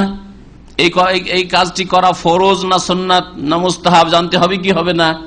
সুন্নাত হলে না করলেও আল্লাহর কাছে মাফ পেয়ে যাবে, কিন্তু ফরজ যদি হয় আর ছেড়ে দিই তো মাফ হবে, হবে, জানতে হবে কি হবে না? তাহলে শাওয়াল মাসে রোজার হুকুম জানতে হবে না হবে না? ফিতরা ফরজ হুকুম জানতে হবে কি হবে না? আপনি শাওয়াল মাসে রোজার মতো মনে করে জেহালতের সাথে, অজ্ঞতার সাথে আপনি যদি ফিতরাও ছেড়ে দেন, যে দিলে ভালো না দিলে অসুবিধা নেই, জাহান্নামে যেতে হবে কি হবে না বলেন? তাহলে বোঝা গেল যে তাকওয়ার আগে দ্বীন সম্পর্কে, কোরআন এবং হাদিস সম্পর্কে জ্ঞান অর্জন করা ফরজ। বাঁচবেন কি থেকে বাঁচবেন? ছোটকালে আমার আব্বা ব্যবসায়ী ছিলেন আর কলকাতা যেতেন, আজকে থেকে আমারই তো 50 পার হয়ে গেছে বয়স। আর ছোটকালে একেবারে যখন ছোট ছিলাম, আমরা 1-2 ভাই মাত্র ছিলাম, মনে হচ্ছে একটু একটু তখন কথা মনে হচ্ছে ঘটনাগুলি। উনি যেতেন এক সপ্তাহের জন্য, তখন যে অবস্থা রাস্তাঘাটে, এক সপ্তাহের জন্য চলে যেতেন কলকাতা, কাপড় চোপড় নিয়ে আসবেন, ব্যবসা করবেন, কিছু চকলেট রেখে যেতেন আমার জন্য, আর ওই চকলেট খেতাম। জি হ্যাঁ, ছোট বাচ্চা 2 বছর 3 বছর 4 বছর মনে হচ্ছে ওই তখন থেকেই ওই ব্যবসা করেন। তো শুনতাম আব্বা যখন আসতেন একটু বুঝতে শিখলাম, 5 বছর হয়তো বছরের কথাগুলি মনে আছে, কলকাতার গলিতে খুব ছিনতাই হয় তখনকার কথা, আজকে থেকে 45 বছর আগের কথা ধরে। হ্যাঁ, কলকাতার গলিতে সাবধানে, কলকাতায় জানে রিক্সা জানেন তো, কলকাতা রিক্সা, তো নিয়ে গিয়ে ওরা চুক্তি করে রাখে আর নিয়ে গিয়ে ঢুকিয়ে দেয়। ঢাকাতে ওই অবস্থায় আছে, হ্যাঁ, ভিন্ন না কিছু, একটা উদাহরণ দিলাম আর কি। গলি সম্পর্কে জানতে হবে না, হবে না, কোন গলি থেকে বাঁচবো, কোন গলি দিয়ে যাব, কোন গলি দিয়ে যাবো না, আমাকে দোকানে যেতে হবে, ওখানে যেতে হবে, কিন্তু আমি মেন রোড দিয়ে যাবো, নাইটে দিয়ে গলি দিয়ে ঢুকবো, জানতে হবে কি হবে না? দাম্মামে থাকলেও আপনাকে জানতে হবে যে আমি এখান থেকে পায়ে হেঁটে যাব, ধরেন জহুর যাব, আল খালিজের ভিতর দিয়ে যাওয়াটা আমার জন্য কেমন হবে আর মেন রোড দিয়ে যাওয়াটা কেমন হবে, জানতে হবে কি হবে না? জানতে হবে। বুঝতে পারছেন, যদি আলহামদুলিল্লাহ অনেক বেশি নিরাপত্তা এখানে সৌদি আরব আছে, তারপরেও কখনো নিরাপত্তা বিঘ্নিত হতে পারে। আর কিছু কিছু এলাকা আছে যেখানে কিছু খারাপ প্রকৃতির মানুষ বসবাস করে বা যুবকরা বসবাস করে, জানেন, জানতে হবে। তাহলে না যে জানেন না, ও পাগলের মতো গলি গলি বলছে শর্টকাট রাস্তা, আর এদিক দিয়ে ঘুরিয়ে ঘুরিয়ে অত দূর যাবো, এইখান দিয়ে টান দিয়ে ক্ষতিগ্রস্ত হবে কি হবে না? তো মুসলিম সমাজের জাহেল মুসলিম জেহালতের সাথে, অজ্ঞতার সাথে যারা ইবাদতবন্দি করে, দিন ইসলাম সম্পর্কে কিছু জানে না, আর সৌদি আরব আসার পরে রিয়ালের জন্য ডলারের জন্য এসছে, তার ইসলাম শিখবে না এখান থেকে, নামাজ রোজা করছে, আর কি চান?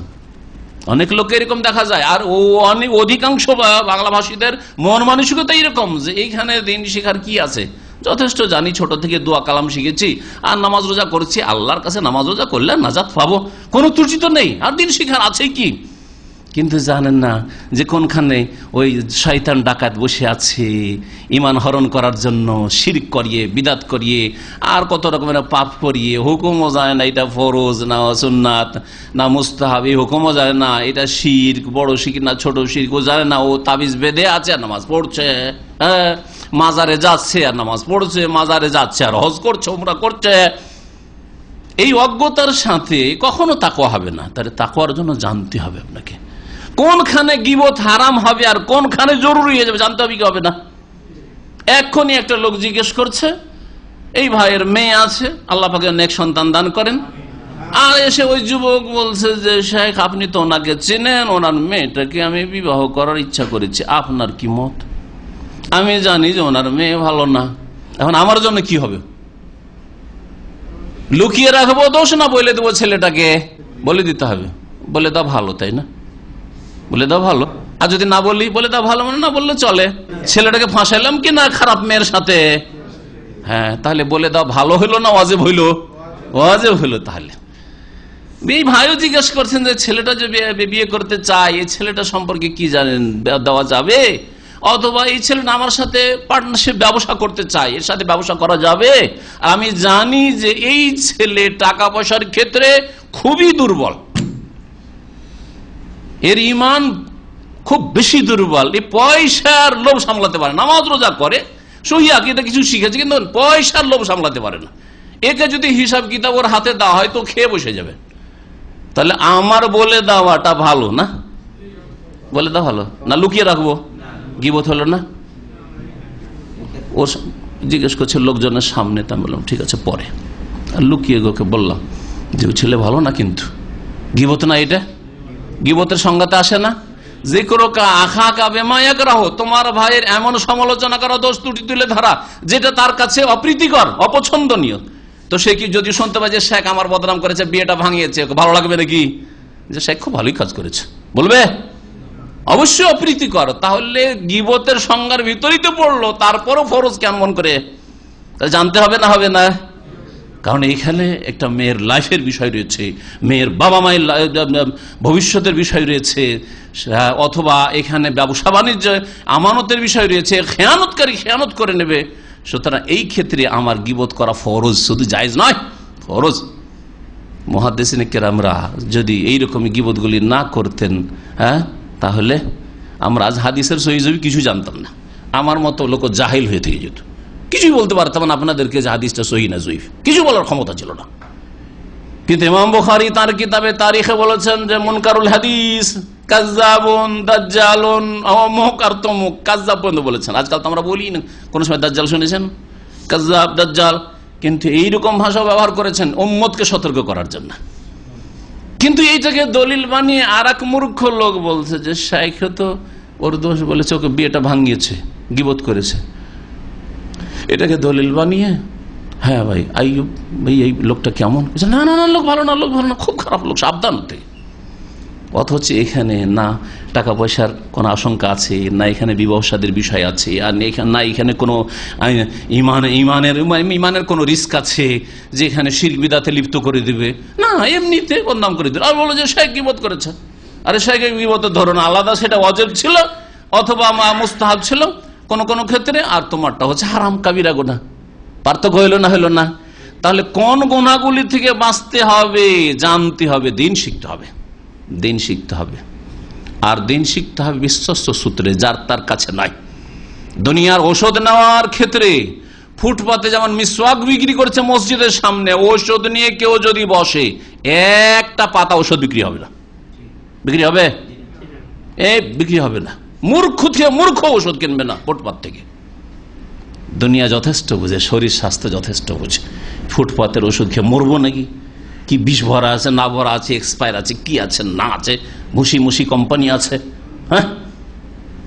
কিন্তু দিন বুঝে না, ইসলাম বুঝে না, তৌহিদ বুঝে না, সুন্নত বিদাত বুঝে না, শিখা ফরজ বুঝে না। দুনিয়া বুঝে যে ইংলিশ মিডিয়াম পড়িয়ে ছেলেকে ডাক্তার বানাইতে হবে, ইঞ্জিনিয়ার বানাইতে হবে, আর ইউরোপ আমেরিকার পাসপোর্ট হাসিল করতে হবে, এগুলো যথেষ্ট বুঝে।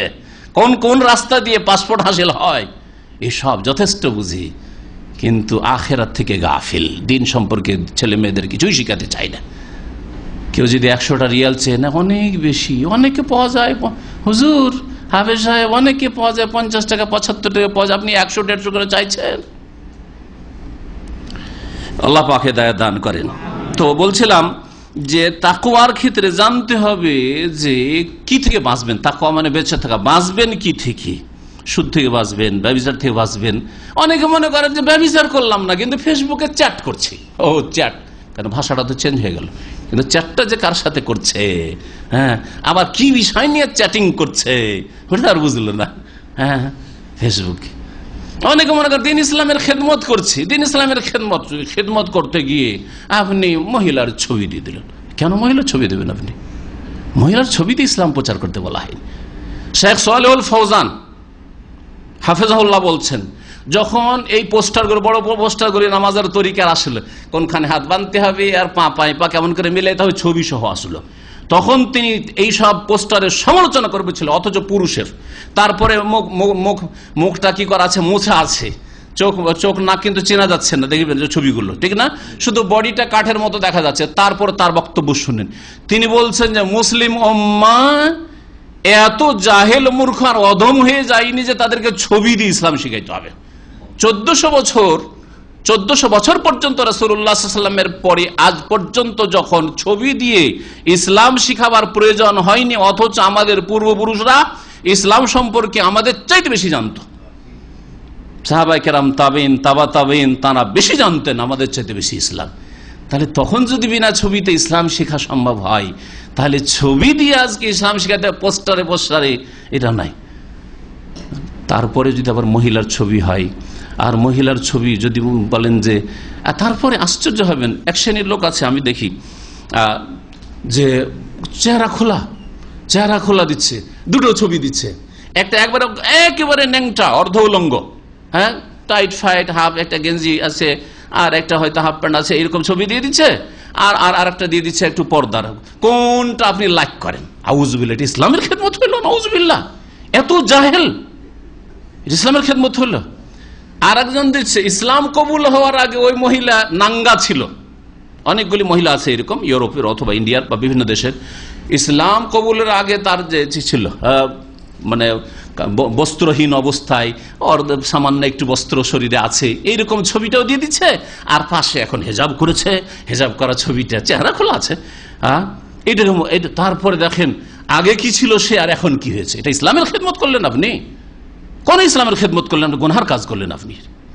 তাহলে কোনটা থেকে বাঁচতে হবে আপনাকে জানতে হয়। যদি বলেন আমি বোরখা দিয়ে ঢেকে মহিলা দিলাম, মহিলা যদি বোরখা দিয়ে ঢাকাও থাকে, তারপর পুরুষের মনে একটা অস্বস্ব হবে না? হবে না? হবে না? অবশ্যই হবে। আর ছবিটা আরো বেশি হবে। ছবি ফিতনা, মহিলাদের ছবি আরো ফিতনা।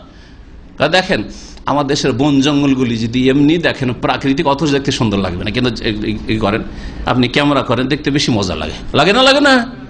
লাগে না? লাগে না? তাহলে আপনি বোরকা দিয়ে ঢেকে ছবি দিবেন আর বলবেন যে একটা ইসলামের খেদমত করছে। এটা ইসলামের খেদমত নয়। তাহলে কোনটা থেকে বাঁচতে হবে? তাকওয়া জানতে হবে, জানতে হবে।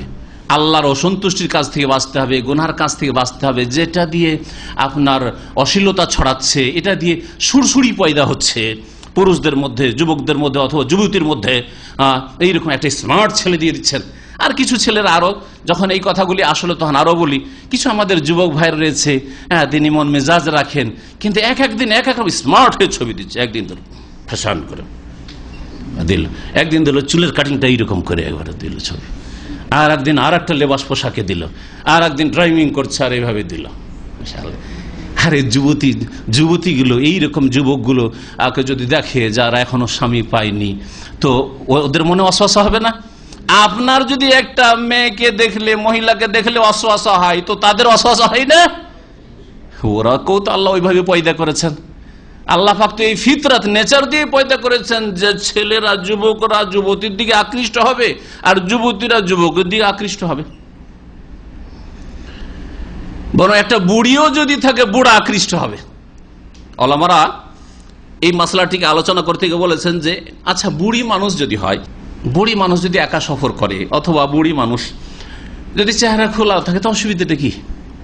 বুড়ি আসছে 60 বছর 70 বছরের বুড়ি, আর হজ করতে আসছে, একা একটা কাফেলাতে চলে আসছে, অসুবিধা কি? এর উত্তরে সালাফি ওলামারা বলেছেন লেকুল্লে সাকেতাতেন লাকেতা। শুনে রাখেন, প্রত্যেক পড়ে থাকা বস্তুকে কেউ না কেউ কুড়াবে।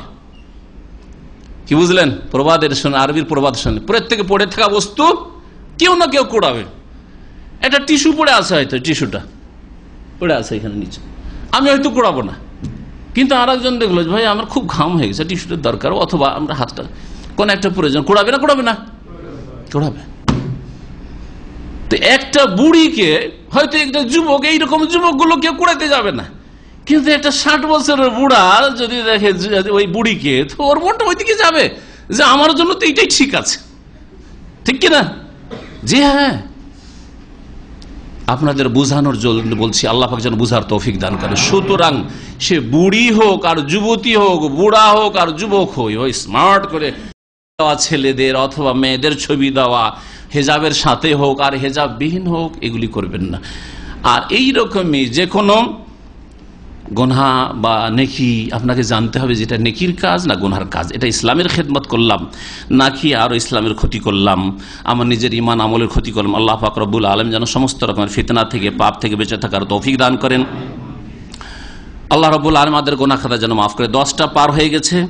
কবুল হওয়া সম্পর্কে 1-2টি কথা জরুরি থেকে গেছে, সেজন্য এটা বলে শেষ করছি। অনেক নেক লোকেরা সালাফে সালেহিনদের মধ্যে এই যে সূরা মায়েদার আয়াত দিয়ে শুরু করেছিলাম হাবিল কাবিল সম্পর্কে, ইন্নামা ইয়াতাকাব্বালুল্লাহু মিনাল মুত্তাকিন, আল্লাহ মুত্তাকিনদের শুধু কবুল করেন, এই বিষয়টি যখন এই আয়াত আসতো তখন কেঁদে ফেলতেন তারা। কারণ মুত্তাকি হইতে পেরেছি কিনা, হাই যদি মুত্তাকি না হয় তাহলে আমাদের রমজান কবুল হবে না, মুত্তাকি না হইলে আমাদের নামাজ সালাত কবুল হয় না, মুত্তাকি না হইলে আমাদের কুরবানি কবুল হয় না, মুত্তাকি না হইতে পারলে আমাদের হজ উমরা কবুল হয় না, মুত্তাকি না হইতে পারলে আমাদের কোনো নেক আমল কবুল হয় না। তাহলে এই বিষয়টি এত হালকা বিষয় নয়। এ সম্পর্কে একটি ঘটনা বলছেন যে আমের বিন আবদুল্লাহ প্রখ্যাত একজন আলেম ছিলেন সালাফদের যুগে, হিনা হাদারাতুল ওয়াফা, তার ইন্তেকালের পূর্ব মুহূর্তে কান্না করছেন, কাঁদছেন তিনি। আজকাল যদি ইন্তেকালের পূর্ব মুহূর্তে কান্না করে, তো অধিকাংশ লোকের কান্না হচ্ছে কিরকম, হ্যাঁ স্ত্রী ছেড়ে চলে যাব, ছেলে মেয়ে ছেড়ে চলে যাব, দুনিয়ার ভোগ বিলাস গেল, মত চলে এসছে ইত্যাদি, এসব দুনিয়া হয়তো, কিন্তু তার কান্নাটা শুনেন। জিজ্ঞেস করলো তাকে লোকেরা, মায়ুব কি, কাঁদছেন কেন আপনি? ওয়াকাত কোনটা আপনি এইরকম আলেম ছিলেন, এইরকম সাধক ছিলেন, এইরকম আল্লাহ ভীরু ছিলেন, এত নেক লোক আপনি ছিলেন, কেন কান্না করছেন আপনি? কালা ইন্নী আসমাউল্লাহ ইয়াকুল, আমি আল্লাহকে বলতে শুনছি, আল্লাহ পাক বলছে ইন্নামা ইয়াতাকাব্বালুল্লাহু মিনাল মুত্তাকিন, আল্লাহ ইবাদত বন্দেগী শুধু মুত্তাকিনদের কবুল করেন। আর জানি না আমি মুত্তাকিনদের দলে শামিল হতে পেরেছি কিনা। আবু দারদা প্রখ্যাত সাহাবী রাদিয়াল্লাহু আনহু, তার কথা শুনে তাফসীর ইবনে কাসিরও এটা রয়েছে। তিনি বলছেন লাইন আস্তাইকিন, আমার যদি দৃঢ় বিশ্বাস হয়ে যেত আন্নাল্লাহ কাদ তাকাব্বালা মিন্নি সালাতান ওয়াহিদা, আমি যদি নিশ্চিতভাবে জানতে পারতাম, আমার যদি দৃঢ় এই ইয়াকিন হয়ে যেত যে আমি নিশ্চিত কি যে আমার একটা নামাজ কবুল হয়েছে, সালাতান ওয়াহিদা, একটি অমুক নামাজটি হে আবু দারদা তুমি যে পড়েছিলে সেই নামাজটি তোমার কবুল হয়েছে, আহাব্বু ইলাইয়া মিনাদ দুনিয়া ওয়া মা ফিহা, যদি জানতে পেরে নিতাম দুনিয়ায়, তাহলে দুনিয়া এবং দুনিয়ার সমস্ত নিয়ামত চাইতে আমার কাছে প্রিয় হইতো। জানি না যে আমাদের ইবাদতবন্দি কবুল হচ্ছে কি হচ্ছে না। হতে পারে আল্লাহর কাছে যাচ্ছে, আসমান থেকে ফিরে চলে আসছে, কবুল হয় না, কবুল হয় না, বিভিন্ন বাধা রয়েছে, হতে পারে। ইন্নাল্লাহ ইয়াকুল, কারণ আল্লাহ পাক বলছেন ইন্নামা ইয়াতাকাব্বালুল্লাহু মিনাল মুত্তাকিন, আল্লাহ কবুল করেন একমাত্র কার তরফ থেকে? যারা পাপ মুক্ত থাকতে চায়, মুত্তাকিন, তাদের পক্ষ থেকে কবুল করেন। আর আল্লাহ জান্নাত কার জন্য তৈরি করেছেন? হ্যাঁ, উইদ্দাত লিল মুত্তাকিন, উইদ্দাত লিল মুত্তাকিন, কোরআন আল্লাহ বলেছেন জান্নাত কার জন্য? আল্লাহ ভীরুদের জন্য, যারা পাপ থেকে বেঁচে থাকার মতো মন মেজাজ রাখে যে আমি গুনাহ থেকে বাঁচবো, তারপরে কখনো হয়তো ভুলে গেছে অথবা ভুল হয়ে গেছে, পদস্খলন ঘটেছে। যেমন আমি সহি সালামত বাড়ি যাব, সবাই নিয়ত করেছে না করেন নাই?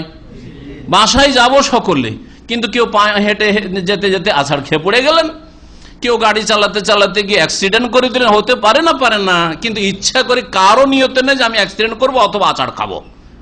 ঠিক তেমনই গুনাহ হইতে পারে, কিন্তু তাকওয়াও আছে, আবার গুনার নিয়তও আছে, অহরহ হচ্ছে, এটা তাকওয়ার জীবন নাই, তাকওয়ার জীবন নাই।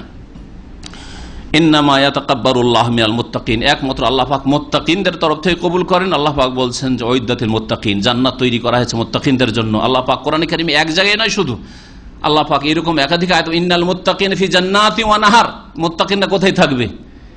বহু জান্নাতে, আর বহু জান্নাতের নহরে থাকবে। ফি মাকআদে সিদকিন ইনদা মালিকিন মুক্তাদির, সূরা কামারের শেষ আয়াতগুলি বলছি। ফি মাকআদে সিদকিন, সুউচ্চ মর্যাদায় অধিষ্ঠিত থাকবে। ফি মাকআদে সিদক, কোথায়? ইনদা মালিকিন মুক্তাদির, একমাত্র অধিপতি যিনি আল্লাহ রাব্বুল আলামিন, আর মুক্তাদির যিনি সর্বময় শক্তির আধার, যিনি সর্বশক্তিমান, তার নিকটে তার দিদার লাভ করবে, তার দর্শন লাভ করবে। আল্লাহ রাব্বুল আলামিন আমাদের যেন তাকওয়া অর্জন করার তৌফিক দান করেন। আল্লাহ পাক আমাদের ফরজ নফল যেন কবুল করেন। আল্লাহ পাক রব্বুল সিয়াম কিয়াম যেন কবুল করেন। আল্লাহ পাক রব্বুল আলামিন আমাদের হজ উমরা যেন কবুল করেন, আমাদের নেক আমল যেন কবুল করেন, আমাদের গুনাহ থেকে বেঁচে থাকার আল্লাহ পাক যেন তৌফিক দান করেন। আল্লাহ পাক আমাদের সকলকে জান্নাতুল ফিরদাউস যেন দান করেন। সুবহান রাব্বিকা রাব্বিল ইজ্জাতি আম্মা ইয়াসিফুন ওয়া সালামুন আলাল মুরসালিন ওয়ালহামদুলিল্লাহি রাব্বিল আলামিন। মোবাইলে কোরআন আছে, একবার জিজ্ঞেস করেছেন ওযু ছাড়া পড়তে পারবেন কিনা? পারবেন, পারবেন, সমস্যা নেই। প্রথম কথা, কোরআনে কারীম স্পর্শ করা, মুখস্থ যদি পড়েন তো কোনো সমস্যা নেই। স্পর্শ করার ক্ষেত্রে 4 ইমাম বলছেন যে ওযু করতে হবে, কিন্তু নিশ্চিত আর বলিষ্ঠ দলিল নেই, যার ফলে অনেক গবেষক ওলামারা বলেছেন যে যখন হয়তো ওযু করা সম্ভব নয় শীতের কারণে, অথবা বাইরে আছেন ওযু করা সম্ভব নয় এই সময়, আর সেই সময়গুলিতে বিনা ওযুতে কোরআন ছুঁয়েও পড়া যেতে পারে। আর যারা বলছে কোরআন একেবারে ছোঁয়া যাবে না, তাদের দলিল অত শক্তিশালী নয় আর স্পষ্ট নয়। জি, নামাজের অবস্থায় সেজদায় বাংলা দোয়া করা যাবে কি না? ফরজ নামাজগুলিতে করিয়েন না। করা যাবে কিনা বলছি না, হয়তো যেতে পারে, কিন্তু সতর্কতা হচ্ছে করিয়েন না।